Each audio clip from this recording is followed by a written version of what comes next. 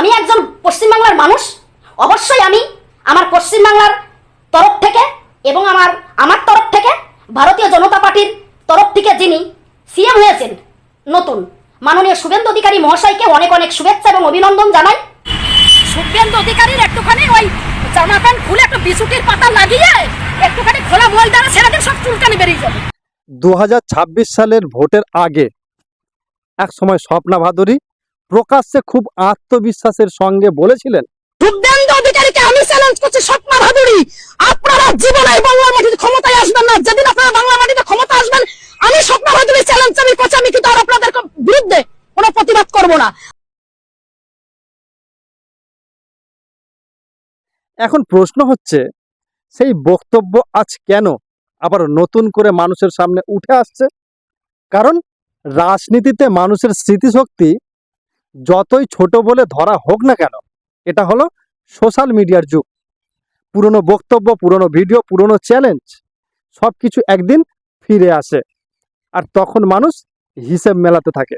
এক সময় যিনি একটা নির্দিষ্ট রাজনৈতিক শিবিরের পক্ষে সরব ছিলেন, যিনি প্রতিদিন বিরোধী পক্ষকে তীব্র ভাষায় আক্রমণ করতেন, আজ সেই একই ব্যক্তি ধীরে ধীরে নিজের অবস্থান বদলাচ্ছেন কিনা সেটাই এখন সাধারণ মানুষের আলোচনার বিষয় হয়ে দাঁড়িয়েছে।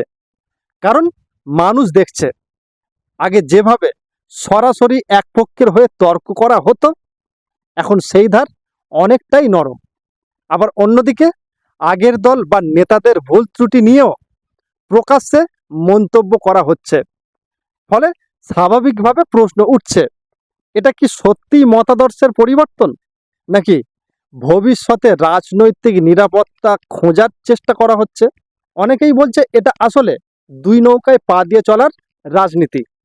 একদিকে পুরনো সম্পর্ক পুরোপুরি ভাঙা হচ্ছে না, আবার অন্যদিকে নতুন ক্ষমতার কেন্দ্রের দিকেও ধীরে ধীরে দরজা খোলার চেষ্টা চলছে। কারণ রাজনীতিতে ক্ষমতার পালাবদল হলেই অনেকের ভাষা, ভঙ্গি, অবস্থান সব কিছুই বদলে যায়। এটা নতুন কিছু নয়। আর এখানেই মানুষ মজার ছলে বলতে শুরু করেছেন, আগে যারা খুব গলা ফাটাতো তারা এখন একটু হিসাব করে কথা বলছে।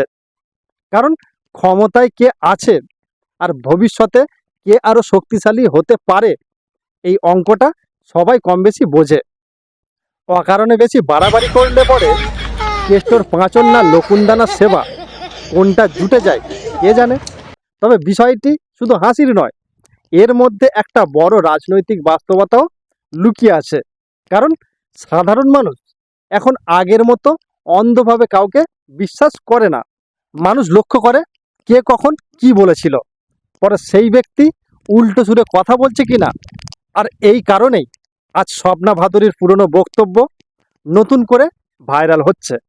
এখন দেখা যাচ্ছে তিনি আগের দলের কিছু নেতার বিরুদ্ধে সরব হচ্ছেন, দলীয় দ্বন্দ্ব নিয়ে প্রশ্ন তুলছেন, আবার বর্তমান বিজেপি সরকারকে নিয়েও খুব কড়া ভাষায় ব্যবহার করছেন না, বরং কোথাও কোথাও নরম সুরে মন্তব্য করছেন।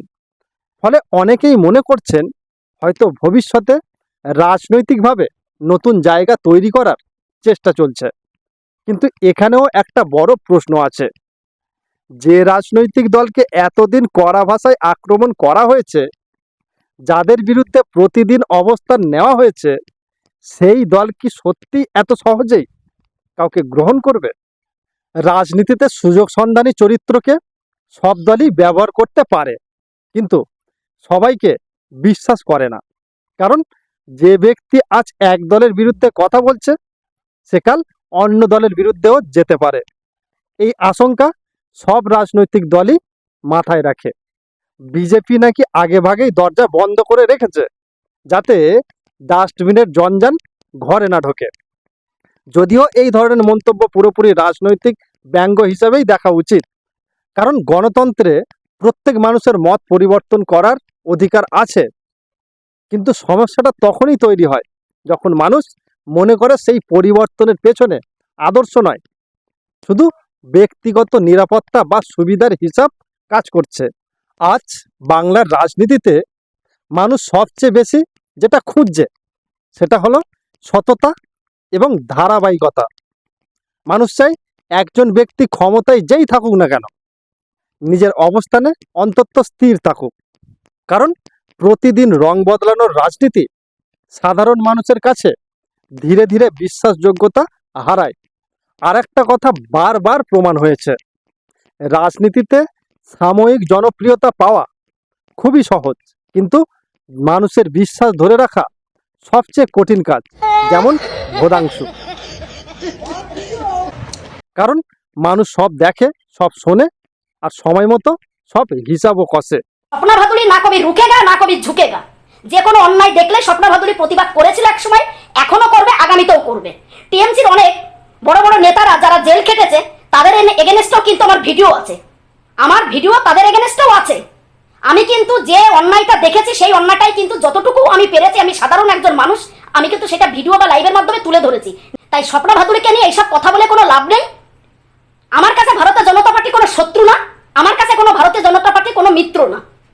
আমি একজন পশ্চিমবাংলার মানুষ, অবশ্যই আমি আমার পশ্চিমবাংলার তরফ থেকে এবং আমার তরফ থেকে ভারতীয় জনতা পার্টির তরফ থেকে যিনি সিএম হয়েছেন নতুন মাননীয় শুভেন্দু অধিকারী মহাশয়কে অনেক অনেক শুভেচ্ছা এবং অভিনন্দন জানাই। এবং যারা যেসব এমএলএরা 2026-এ দাঁড়িয়েছিল প্রার্থী হয়ে, সকল এমএলএদেরকেও জানাই অনেক অনেক শুভেচ্ছা এবং অভিনন্দন। এখন সত্যি কি স্বপ্না ভাদুড়ির রাজনৈতিক অবস্থান বদলাচ্ছে? তিনি কি ভবিষ্যতের জন্য নতুন রাজনৈতিক আশ্রয় খুঁজছেন, নাকি তিনি সত্যি আগের ভুল বুঝতে পেরে নিজের মতো বদলাচ্ছেন? আর এই প্রশ্নগুলোর উত্তর সময়ই দেবে। তবে একটা কথা নিশ্চিত, আজকের সোশ্যাল মিডিয়ার যুগে পুরনো বক্তব্য ভুলে যাওয়া যায় না। একদিনের চ্যালেঞ্জ আর একদিনের বাস্তবতার সামনে এসে দাঁড়াতে পারে, আর তখনই মানুষ বিচার করে কে সত্যি আদর্শের জন্য লড়েছে আর কে শুধুই পরিস্থিতি বুঝে নিজের জায়গা বদলেছে। আর আপনার কি মনে হয়, স্বপ্না ভাদুড়ির এই অবস্থান বদল সত্যি আদর্শগত পরিবর্তন, নাকি এটা শুধুই রাজনৈতিক ভবিষ্যৎ বাঁচানোর কৌশল? কমেন্টের নিচের মতামত অবশ্যই জানান। ভিডিওটি ভালো লাগলে লাইক করুন, বন্ধুদের সঙ্গে শেয়ার করুন।